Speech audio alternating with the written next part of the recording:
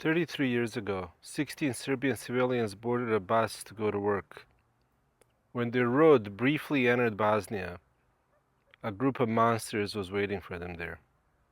Back in 1992, Serb extremists, supported by murderous regime of Slobodan Milosevic in Belgrade, began a genocidal campaign to kill and displace all non-Serbs from Bosnia in an attempt to create the Greater Serbia ethno-state.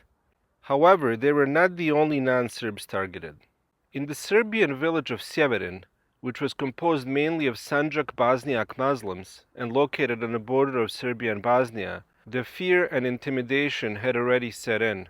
Earlier in 1992, two men from Sjeverin, called Ramo Berbo and Hasan Mujovic, were shot in broad daylight in the village, and one of their bodies was even dragged in front of everybody to see, including the police, by unknown assailants, sending a message to Bosniaks that any of them can disappear at any time.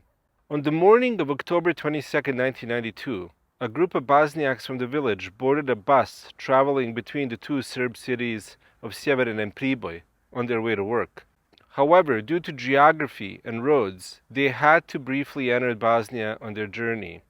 What these 15 men and one woman didn't know was that the night before, one of their neighbors from Sjeverin, a Bosniak man called Sabahudin Chatovic, was kidnapped, tortured, and murdered, in an ominous prelude to what was about to happen. After the bus crossed into Bosnia, a group of camouflaged and masked men stopped the bus close to the village of Mioce, next to the local bar Amfora. This was a Serb extremist paramilitary unit called the Avengers, led by Milan Lukic. They entered the bus via both doors, trapping everybody inside, and told the driver to turn off the engine. Then they asked everybody to show their IDs. Anybody who had a Bosniak Muslim-sounding name was ordered off the bus under the pretense that they're being taken out for prisoner exchange for Serb soldiers held by the Bosnian army.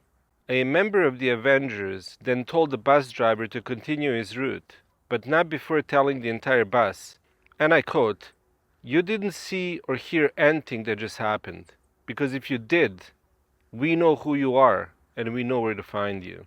However, one of the Bosniaks they missed taking off the bus didn't have an ID.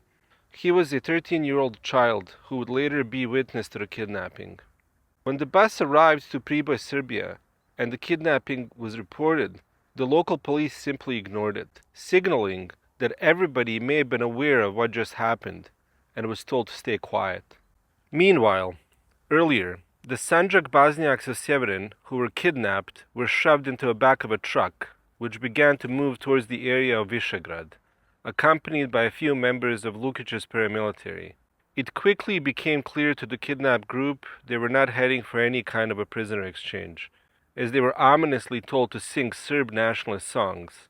Like in 1,000 other cases during the Bosnian genocide, quote-unquote prisoner exchange really meant torture and murder. Their fears were confirmed when they were taken to what before the Bosnian genocide was a hotel and spa called Vilina Vlas near Višegrad. What these terrified 16 Serb citizens did not know was that in the same building, hundreds, if not possibly thousands, of Bosniak Muslim women were raped, many of whom were also murdered.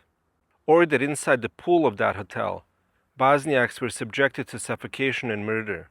They, in other words, did not know they had just entered a house of horrors, a dungeon of a stone-cold psychopath and his henchmen. They were then led down the dark, creepy hallway of the rape camp Vilina Vlas and brought into the room where their torment would begin.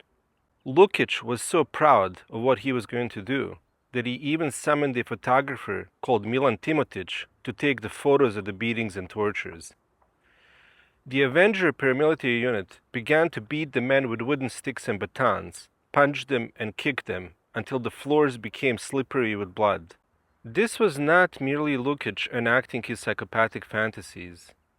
He wanted it recorded so he would send a message to all Bosniak citizens of Serbia.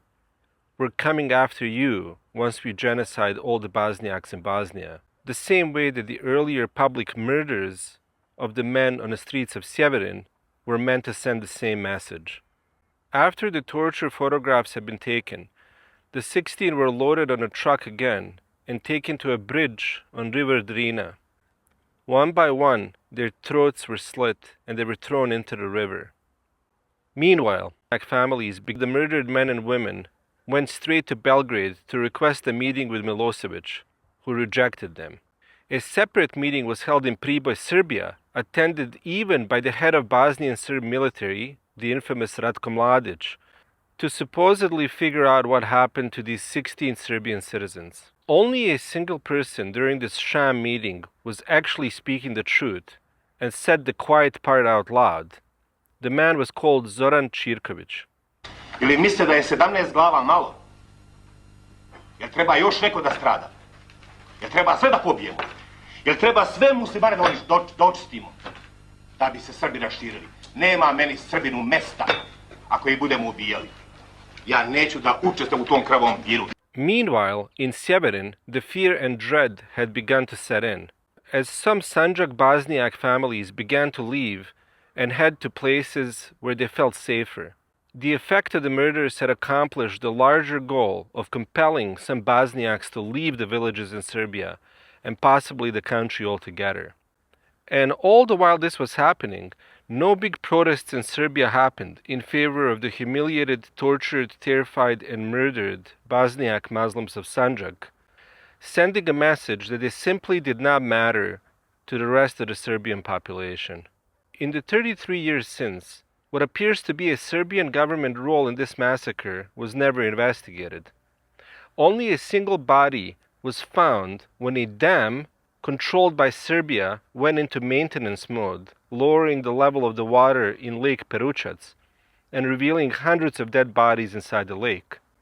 One of these bodies, that of Mehredin Hodžić, was found. I think we could safely assume that the other 15 are still there. What we can deduce is this. Serbia, which doesn't participate in marking the massacre at federal level and has not prosecuted those involved, has sent a clear message to their Bosniak population that their lives simply do not matter. This is echoed by other Serb citizens who have never protested the fact that this has happened or that it remains unresolved. Lake Peručac, which is likely hiding the remaining 15 bodies of the murdered from Sjeverin, is used and marketed as a tourist destination by country of Serbia. Rape camp Vilina Vlas, where 16 from Sjeverin were tortured, is today being used as a hotel and spa, with rooms where thousands of Bosniak women were raped that you yourself can go book today. The pool where Bosniaks were suffocated and murdered is a selling point on the resort's social media pages. Serb extremists are actively giving the middle finger to all of Bosniaks, Croats, Albanians, and anybody else they murdered, tortured, and raped. And from what I could see, everybody just puts up with it. You can choose to put your head in the sand all you want and hope that this all magically goes away. But when you finally pull them out, you might find yourself in some reopened rape camp, walking down to the torture dungeon. Oh, and this time, it might be live streamed on the Instagram page just for fun. Meanwhile, back in Sjeverin, people just had to accept that 16 of their family members and neighbors had disappeared, plus those 3 before the bus kidnapping. They had to continue going to work and going about their business. That 13-year-old boy, Admir Džikić, who wasn't taken off the bus and survived, later remarked, "Even today, when I drive past the burned-out Amphora Cafe, I think of my father and those who were kidnapped with him. Not a single day goes by without me remembering it. I often dream about my brother. I dream about him and several other kidnapped people being exchanged and coming back home. And then I wake up and realize it was just a dream."